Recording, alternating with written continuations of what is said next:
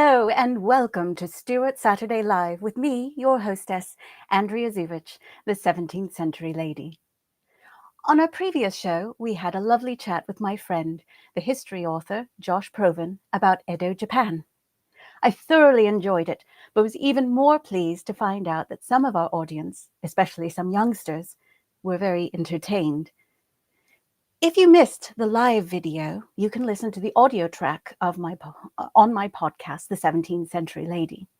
I know I haven't released an episode in quite a while, but that's due to the proofs of my book that I needed to get through, plus the Stuart's Online History Festival, among other things. So more will come soon, I promise. Now, I recently visited Newark-on-Trent for the first time. I should have gone many years ago, but that's just how things work sometimes. And I absolutely loved it. From the ruins of Newark Castle to the Prince Rupert pub, the town is charming and its inhabitants friendly. I particularly enjoyed showing my 7-year-old daughter Juliet around the National Civil War Center, which we have some photos here from that. And it was reasonably priced, full of interesting artifacts, and had loads of hands-on activities like dressing up in Civil War clothing, interactive puzzles, and more. There was so much to learn about, and there was armor, wonderful video and interactive displays. It was really good. I heartily recommend a visit. Next, I have been in touch with Daniel Daniels, the chairman of the Battle of Worcester Society, who has been rightly sounding the alarm over the critically damaged historic Powick Old Bridge on the River Team in Worcester, England. Mr. Daniels has kindly given us permission to show you the video he has taken of this damaged bridge, which partially collapsed back in January of this year. This bridge dates back to the medieval period and was the scene of two important 17th century military events of the British or English Civil Wars. The first being the Battle of Powick Bridge on the 23rd of September, 1642, which was a skirmish which led to a royalist victory. Those involved included figures such as Prince Rupert of the Rhine and Nathaniel Fiennes, among others. The bridge was also an important part of the later Battle of Worcester in 1651, which resulted in a parliamentarian victory over Charles II.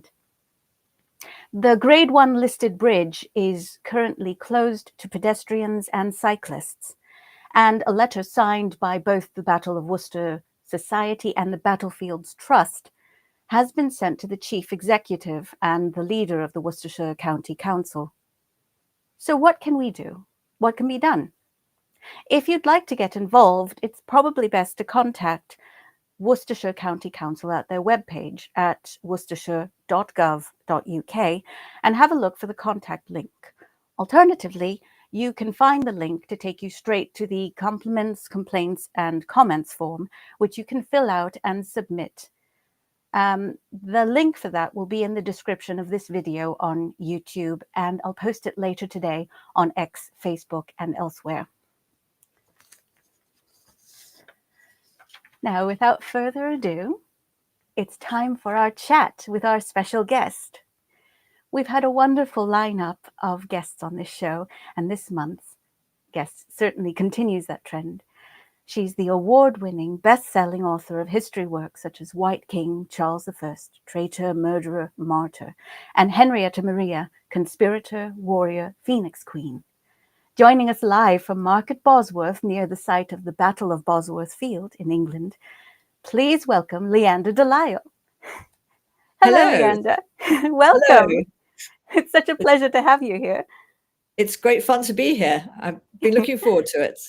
Great.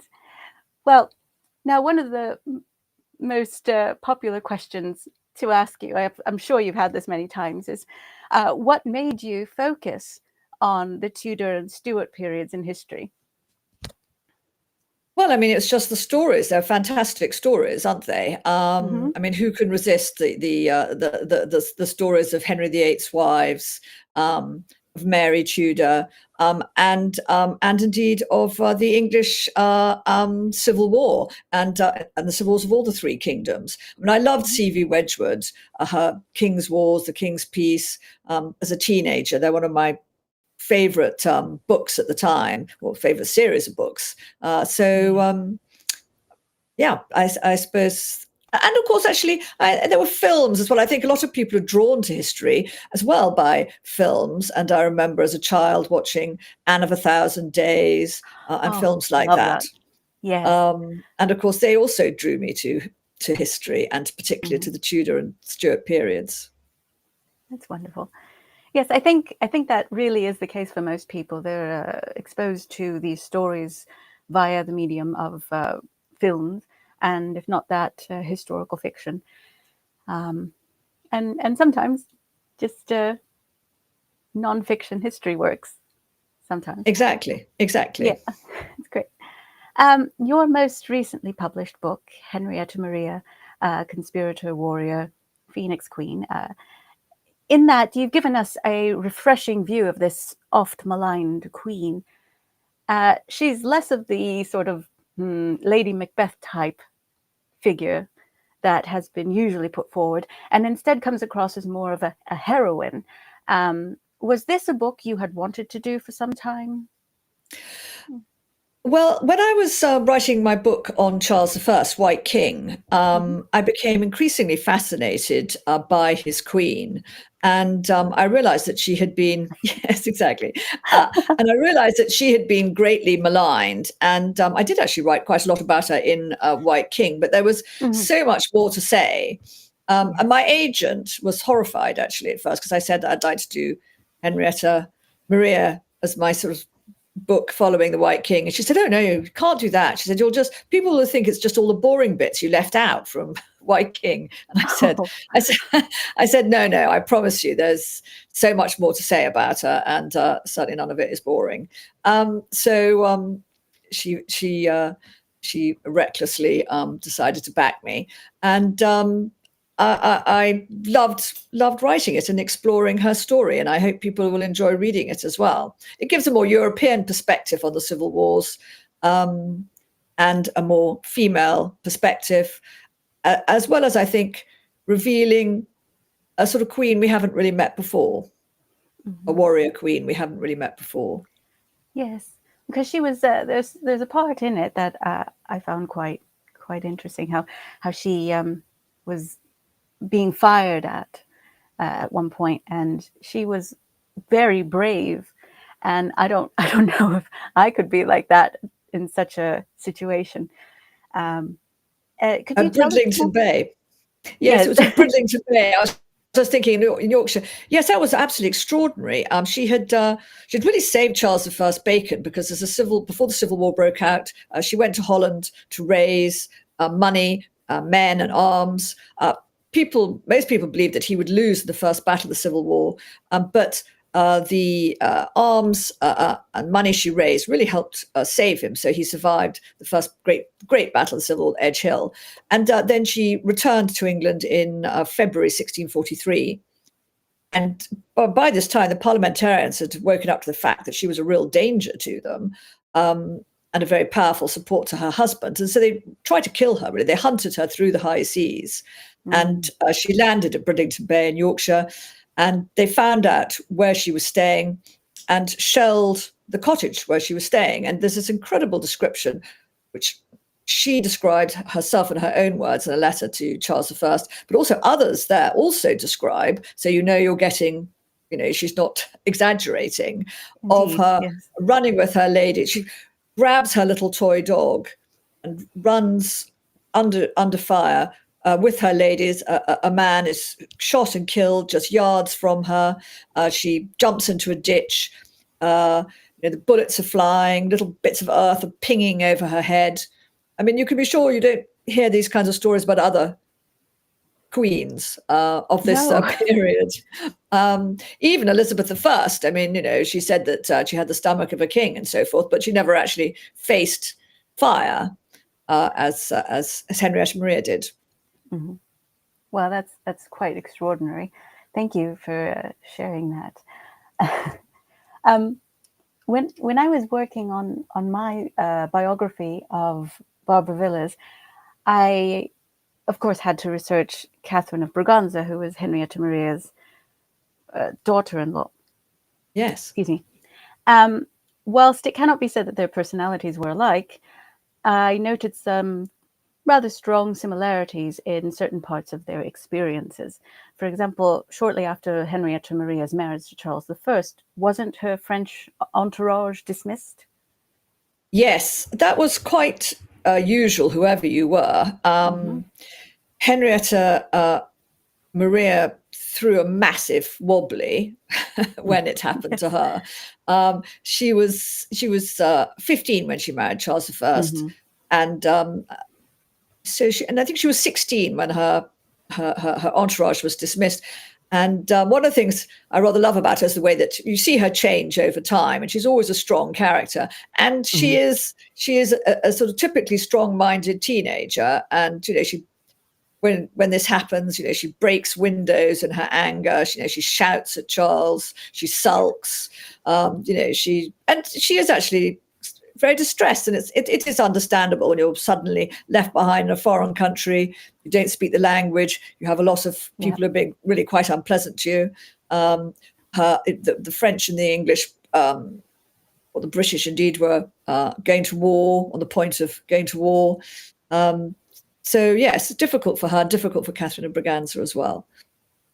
Yes, because they were both Roman Catholic and foreign, so neither of these aspects sat well with the population here in Stuart Britain.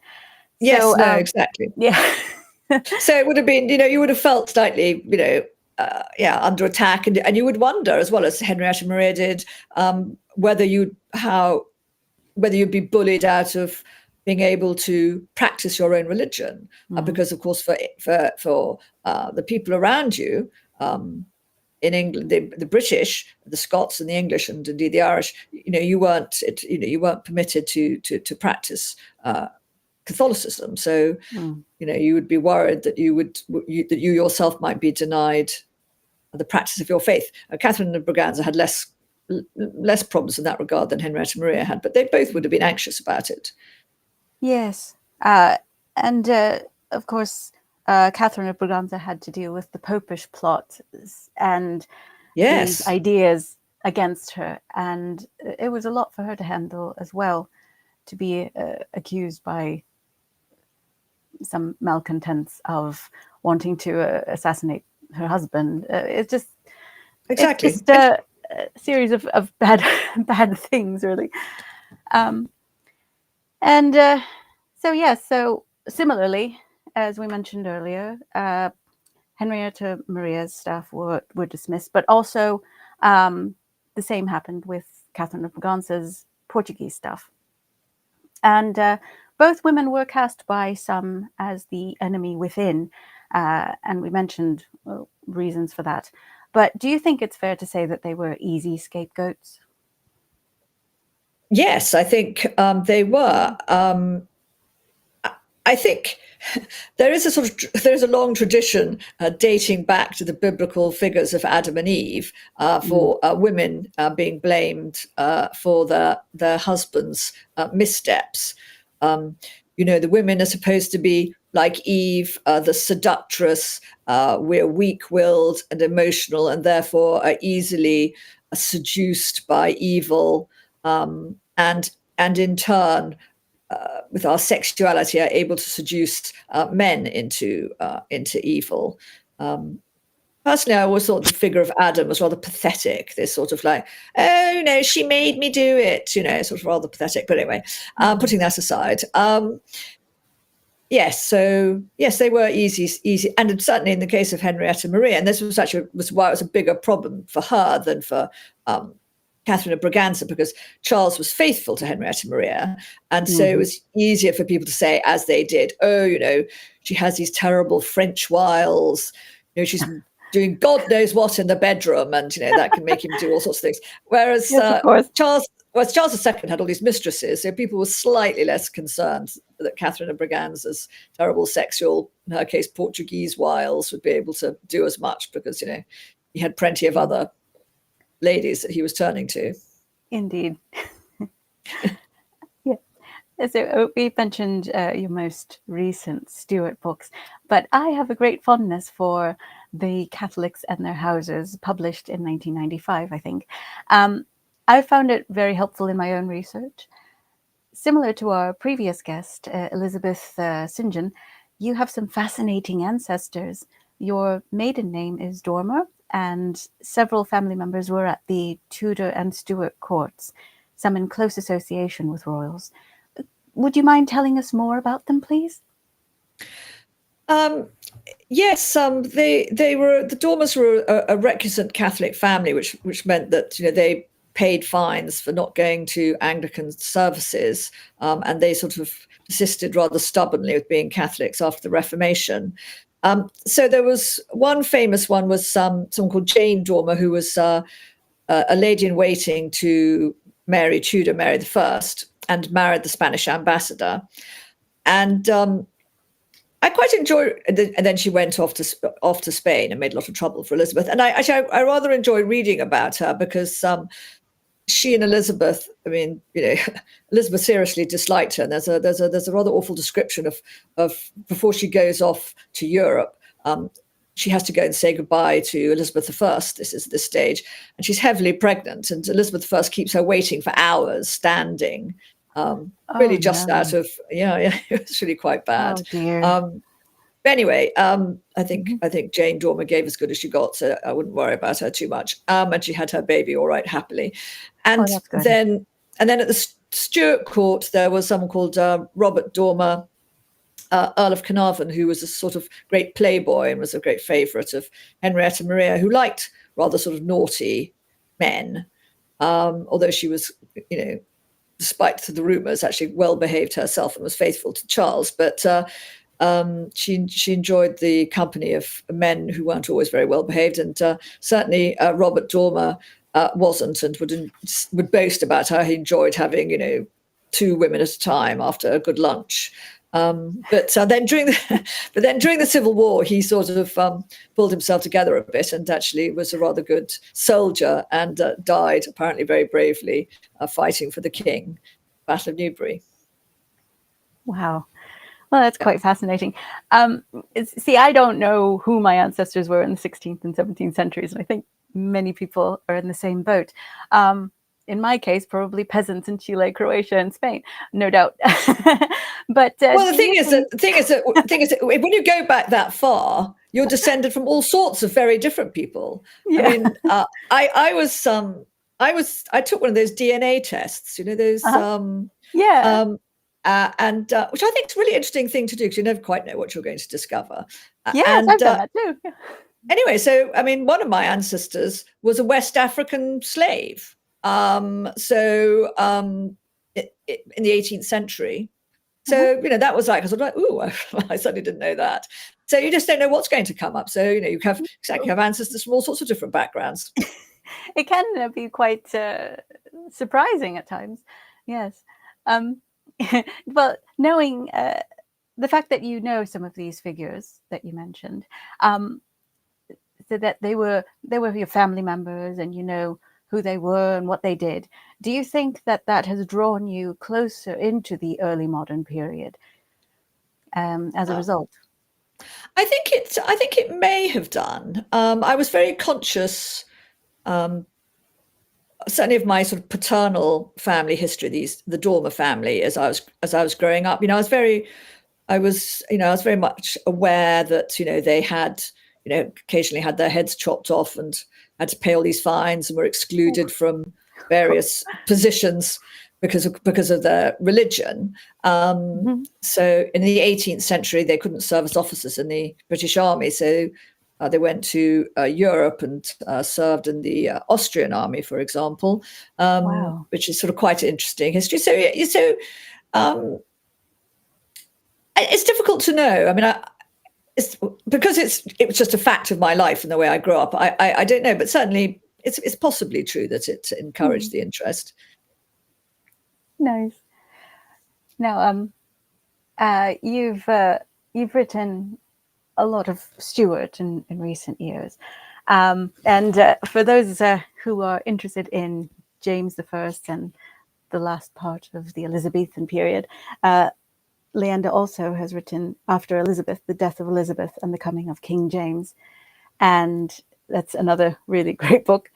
Thank you. So you've done from the Tudors and then the crossover and then into the Stuarts. And I think that's quite remarkable. But I suppose it's right to say that you're perhaps more well known for your Tudor works, such as The Sisters Who Would Be Queen and Tudor, the Family Story. I think that's well. I think that's because they're well. I've done marginally more of them, but there's also I think it's also because the Tudors remain a more popular period of history. Right. Which I think. Yeah, well, I think it's an interesting question. I think it's partly because people enjoy the stories of the women, the queens, the ruling queens, and also the queen consorts of Henry VIII. So I think that's one of the reasons. And I think that Stuart history became a bit dry, and I think that it became too masculine. Actually, it seemed to be all about sort of either sort of warty parliamentarians or sort of cavaliers and they're flouncing around in lace. So I'm hoping that people will take another look because there are fascinating women as well as men in the Civil War. Yes. The stories are just as good, just as fascinating. And it's definitely, and I think it is beginning to have its moment. I mean, there's the television series now, isn't there? George and Mary, which may draw some people to it. And let's hope there'll be. And the Gunpowder series was very popular when that came out on the Gunpowder Plot. Yes, and it helps that they have big names in these. I think the Gunpowder one with exactly Kit Harington with Harington, who is Kit Harington, who is himself a descendant, I think, of one of Elizabeth I's godson, I think. Wow. So so I hope we'll see more of that, and of course, and Elizabeth Fremantle's just written this wonderful book on Artemisia Gentileschi, the female artist, 17th century female artist. Yes. And so if you have good novels written about the period, that also can attract people. And Robert Harris has done his book on the regicides. So let's hope more people come to the Stuart period. Yes. It's full of good things. Yes. I don't know what you think about this, but I think some of the films that have been set during the Stuart period have been, frankly, a little weird. Yes. And I really like to root for films that are done in this period, but we haven't had the best ones yet, have we? We need to have someone do some better ones. It's bizarre and not really straightforward. I think if you had an epic romance with battles and just something epic that could really appeal to a wider audience, I think that would be really great. I think funny enough, they could focus on. I think maybe part of the reason that we haven't is because you have the great battles. They're very expensive. They're very expensive. Well, if you have the sort of the Tudor court, it's relatively cheap. It's all in England, and you can film it in a few rooms. The Civil War, it's on a vast canvas, and I suppose that is a problem. But then they make all these films about Spider-Man and things like that, which are sort of epic. They need to think big. Think big when you think Stuart, I say. I think so. I totally agree. Yes, but do you think that you'll, I don't know, maybe have you written some historical fiction yourself? No, I haven't. I do think it's a very different skill, writing a novel. I mean, people say, why don't you write a novel? And I feel like saying, well, why don't you write a novel? I mean, it's just, since you have such a wealth of knowledge about the period, you're obviously an excellent writer, and it's possible that you might do Well, I something don't like that. know. I'd like to. I once wrote a couple of pages of a detective story, I think, and I showed it to a friend, and he told me it was the worst thing he'd ever read. So Oh, oh dear. I don't know. I might have another go, another go later. We'll see if I can do better than that. Well, let's see. Yeah, are there some works published from the Stuart period that you would recommend, particularly to those readers who are interested in learning more about the time from primary sources? Well, I very much enjoyed Jessie Childs' The Siege of Loyalty House, which I think reminds me of a sort of play. I mean, it would make a fantastic play, I think. Siege is always rather fascinating, and you have the sort of civil war in microcosm. There's another book by someone called Nadine Ackerman called Invisible Agents, which I think it would make a great subject for a film, which is all about the spies during the Civil War and after. So I'd recommend that. And Paul Lay's Providence Lost on the Commonwealth period is also a fascinating book. And these are on very different things from, I've done these two biographies. So these are very different sorts of books. Ooh, I don't know. It seems my ears seem to be changing. I don't know. Suddenly, just I hope I'm sounding all right to you. Funny things going on. Funny things are going on in here. Is it fine now? Oh yeah, it's fine. It's fine. I just don't know whether I hope it's fine for you. It's fine for me now. Yes, we heard everything. Thank you. Okay. Was there anything perhaps from the 17th century itself? I don't know, writings such as, I don't know, from De La Rochefoucauld or oh right, yes. I mean, I enjoyed letters. I enjoyed letters. I think there are books of letters from the period, the Chamberlain letters, that sort of thing, which I think really do sort of bring the period alive. So if you can find books of letters from this period, people writing to each other. Indeed, Henrietta Maria herself, there are her letters are unfortunately. Oh no, they are translated by Green. There's a whole book of her letters, which you could just sit and read. You could just sit at bedside reading, because she's very. Oh yeah, no, you'd love it. You'd love it. I mean, because she's so. Yeah. You are. I tell you why. Because she's a funny woman. She's a clever woman, and she's a funny woman. She has a great sense of humor. She's quite gossipy, and she has strong opinions. So there's never a dull moment with her letters. You read her letters, they totally bring her alive, and she's a great companion. So yes, I recommend her letters. Right. Well, I would definitely have to put that on my to be read list. Definitely. You'll love them. Great. Thank you for that. Now, I'm very grateful to you because you've helped me in my work. You've helped point me in the right direction. When I asked about the relationship between Henrietta Maria and Barbara Villiers, they got on pretty well. And there's yes, they did. Yeah, which might be surprising for some, because they did have, in effect, what you would call a mother-in-law, daughter-in-law relationship. And of course, more often than not, I suppose, this situation can be rather fraught. But the two ladies agreed on quite a lot, didn't they? I mean, they disliked some of the same politicians and statesmen, such as Lord Clarendon, and that rather brought them together. And also that Barbara had she gave birth to some of Henrietta Maria's grandchildren, of course.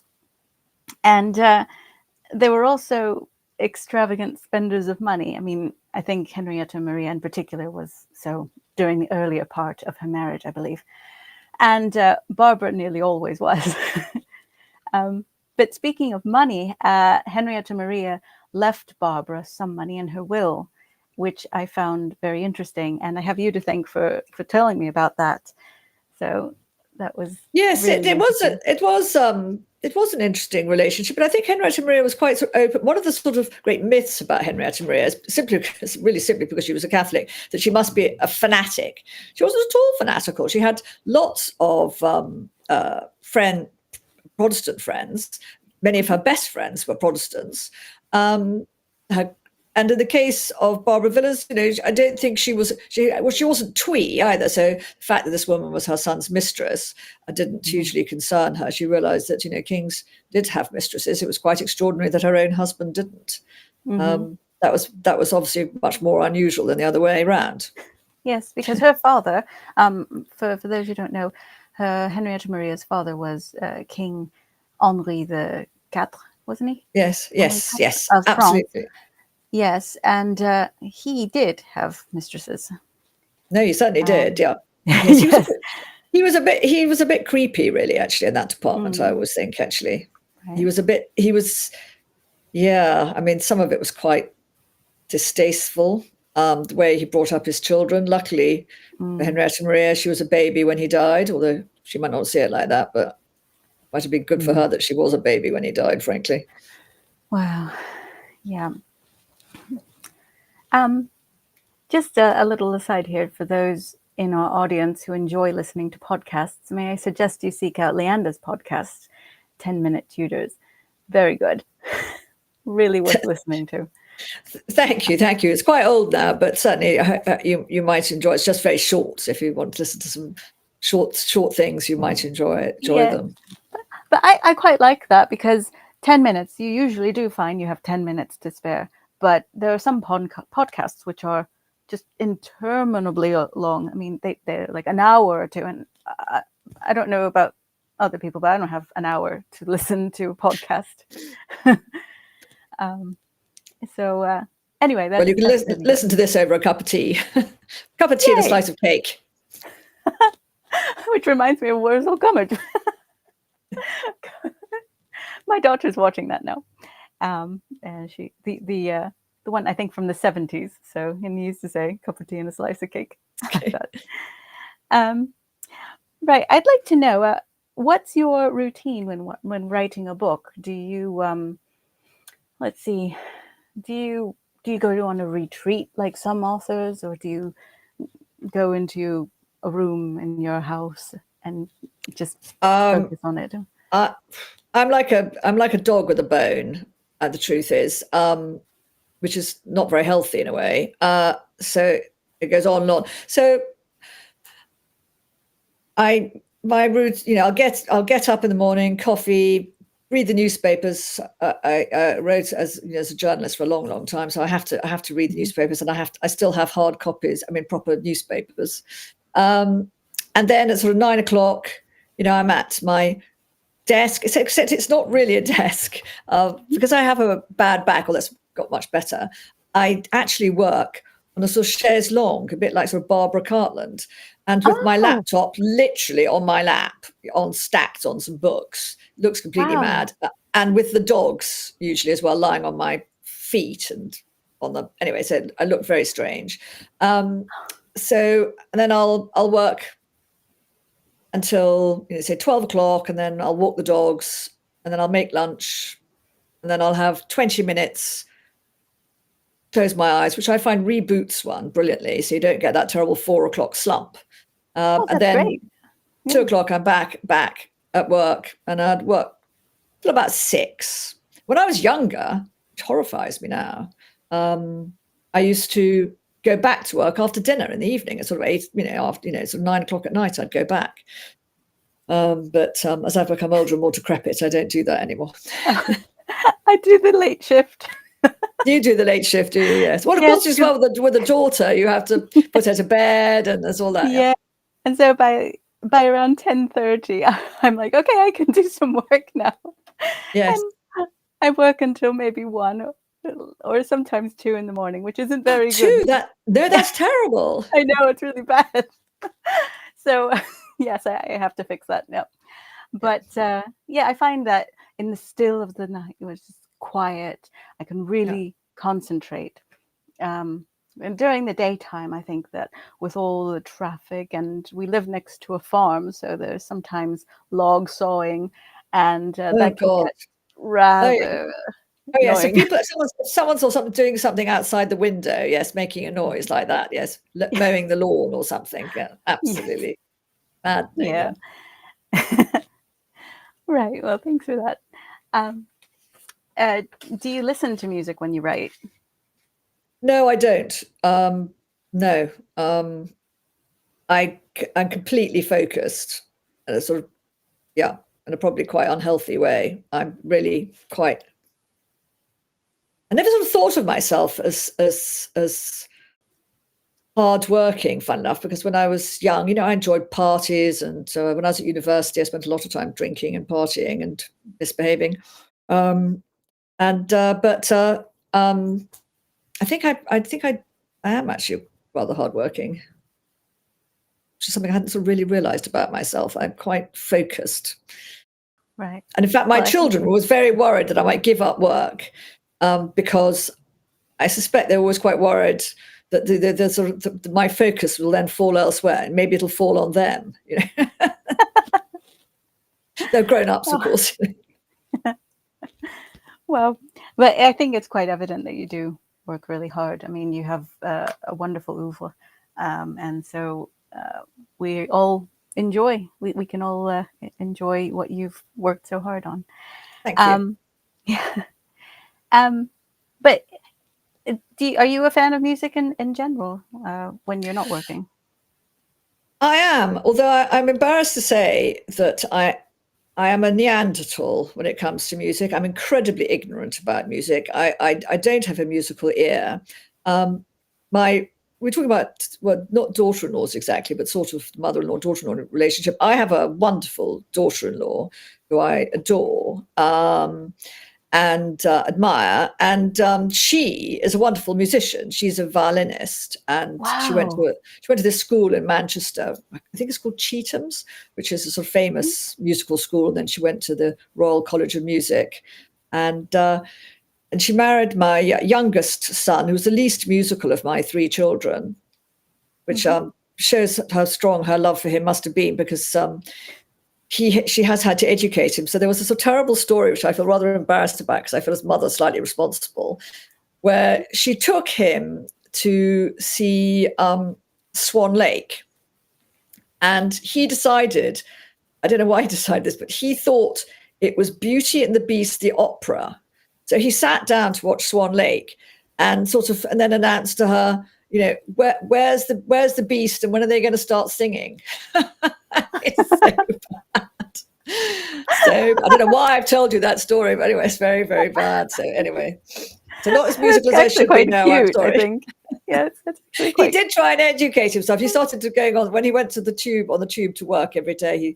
She gave him sort of stuff to listen to educate him, which so I think he's better now than he was. This actually reminds me of something. Sorry, Gavin, I'm going to say something.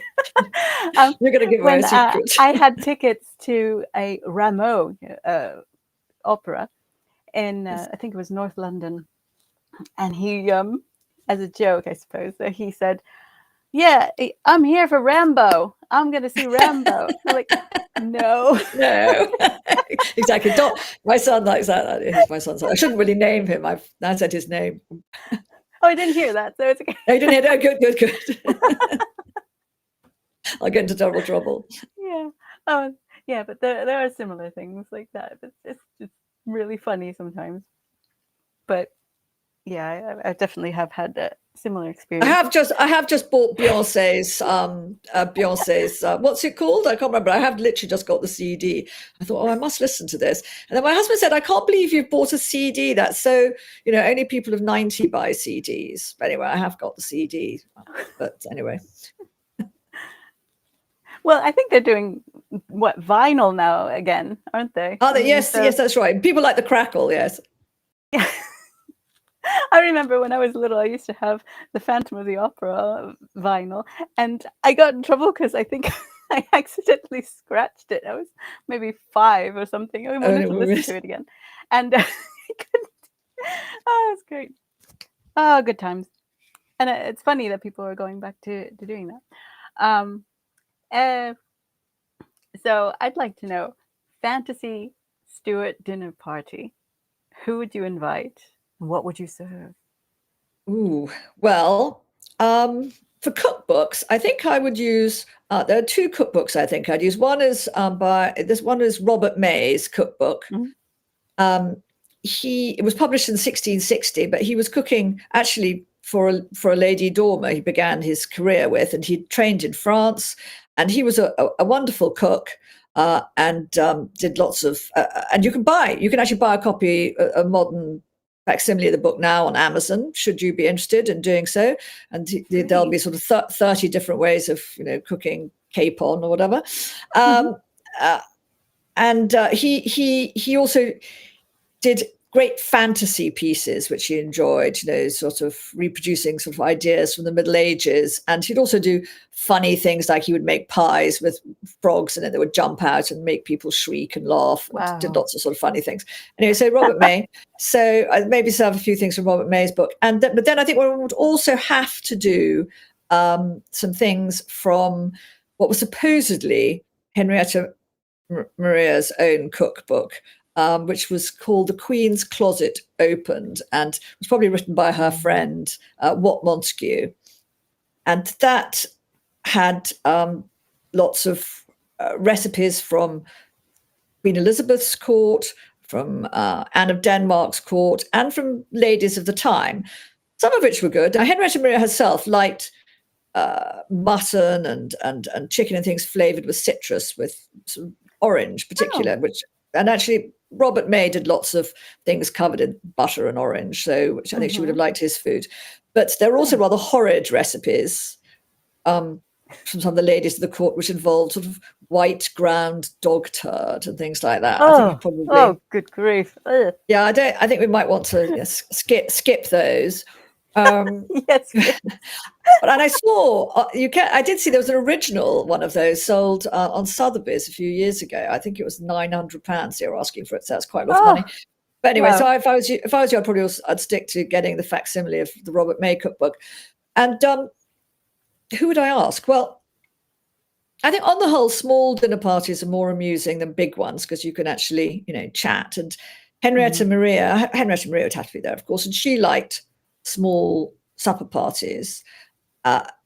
And the ones when she first came to court, when she first started enjoying the company of English people, she particularly enjoyed the supper parties given by Lucy Hay, Countess of Carlisle, who is one of the inspirations for Dumas' Milady, the wicked Milady in the Three Musketeers. Yeah. And she would give these little supper parties, and she was a great, gossip and amusing company, which would be good. But also, she was actually a bit of a bad person, a bit like Milady, and she wasn't a very loyal friend. And at the beginning of the Civil War, she turned, because she thought, of course, the king and queen were going to lose, as they did eventually, but they were going to lose a lot quicker than they did. And so she was on the parliamentarian side and betrayed Henrietta Maria and was with the parliamentarians for many years, and then switched sides again and ended up in the Tower. And actually, when Henrietta Maria came back to court in November 1660, when her son Charles II had been restored to the throne, Lucy Carlisle, who hadn't seen her since before the Civil War, the Countess hadn't seen her since before the Civil War, and she was going to see her, I think, on the 5th of November, just a few days after her, 2 or 3 days, I think, after Henrietta Maria had arrived in England. And she was sitting at her dressing table, putting ribbons in her hair to go to court. The carriage was waiting when she had a stroke and died at her dressing table. Oh, my. I know. So in my fantasy dinner party, she would not have died at her dressing table, but would have survived, because I think that their supper party in 1660 would have been very interesting, when they could have discussed the ups and downs of the Civil War, Lucy changing sides, parliamentarian, and then working for the Royalists and ending up in the Tower, indeed, for a period of time. She was a descendant of Anne Boleyn's sister, Mary Boleyn. So she was in the Tower like Anne Boleyn was. And so I think she would have been a great person. And I would also have had this guy, Wat Montague, the guy who wrote the cookbook I was mentioning, yes, The Queen's Closet. Because he was a much more loyal friend, but he was, again, a very man who's good company, amusing company, and also lots of interesting stories to tell. He was multilingual. He was a great favourite of the Duke of Buckingham, the famous or infamous Duke of Buckingham, King James's favourite, and then Charles's favourite, and who was a great enemy, of course, of Henrietta Maria. And he was also a great friend of Anne of Austria, the Queen of France, mother of Louis XIV. He was a great friend of Henrietta Maria's sister Christine, Duchess of Savoy. So you would have heard stories from all over Europe and from these other courts. So I think he would have been a great person to have there as well. Right, because he was in the know, so he knew about what was going on with everyone pretty much. Absolutely. So if you want to have an amusing time, enjoy good food, good wine, hear lots of good stories. I mean, in a way, because you can think to yourself, oh, would I like somebody more serious? Would I like Oliver Cromwell? So not really. No, it'd be a bit depressing. I wouldn't mind Charles I dropping by. You could drop by for the first course or something. I'd be very interested to meet him. But one feels that some of the more amusing stories might have to wait for him to go. Yes, so if you had some dancing afterwards, I think Oliver might join into that. I think I read somewhere that he was into dancing. Oh, was he? I didn't know that. Because actually, the whole Puritans did not approve of. Yeah, I think he did enjoy some music, but of course they weren't really into. There was certainly not church music, which they tore out all the organs in England. Yes. Oh, yes. I could talk quite a long time about how destructive some people were at that time. We often go to these buildings mainly to do with the dissolution of the monastery, so that's earlier. But of course, subsequently in the Civil War period, there was more. It was another phase of destruction, and that's always quite sad, I find. And I have to explain to my daughter why these things are in ruins. So that's always something to consider when we're out and about. Yeah. Mm-hmm. Are you very musical? You were asking about music. Are you musical? I sound as if you are. Music. I do. I love it. And do you like music from this period? I love music from this period. I play the flute, piano, but I mainly like to sing. I really enjoy that. Oh gosh, how lucky you to be able to sing! I can't sing a note. I didn't say I was good at it. I just like it. I enjoy it, and I really love opera and Baroque opera. Oh my gosh, I just love it. And there's something on at the Barbican. I was reading in the papers today about some music from the time of Louis XIV. Yes, you should look it up. I think it was in the Times Culture section. Right. Well, when my husband there's a Times Review, because it's a Saturday today, isn't it? Sorry. Times Review. Okay, I'll have a look. Thanks. When my husband and I lived in Balham in London, we regularly went to the Barbican, and that's where I met Philippe Jarouski, who was one of my favorite countertenors. And big fan. Yes, I gave my daughter-in-law for her birthday present. I gave her some vouchers for tickets to go to the opera for her and my son. Yeah. Oh, lovely. That's nice. Yeah. That's great. Yeah, and I actually hope to do some more. My husband composes music, but he's usually a web developer, so he's on a contract now, so he has to do all this code, and there's no time for music. But I really love his music, and I really hope to do something with that in the future. Yeah. And would you like to add anything else? Is there anything else? Not that I can immediately think of. Please do enjoy my books. I hope you will out there. Those of you who are listening, do give the Stuarts a try, as well as the Tudors.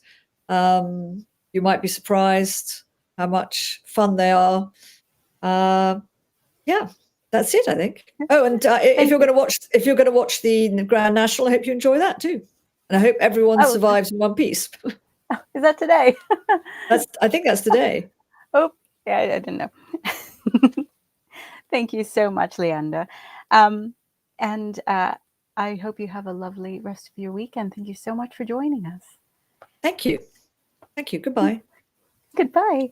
Well, that wraps up another episode of Stuart Saturday Live. Remember, if you haven't done so before, you can always join in on our regular Stuart Saturday fun on X, Facebook, and Instagram. Thanks to everyone who tuned in, and especially to my producer, Gavin, for all his hard work behind the scenes making this show possible. I'll see you next month for our live show when we are scheduled to be joined by historian Gareth Russell. Until then, keep it Stuart.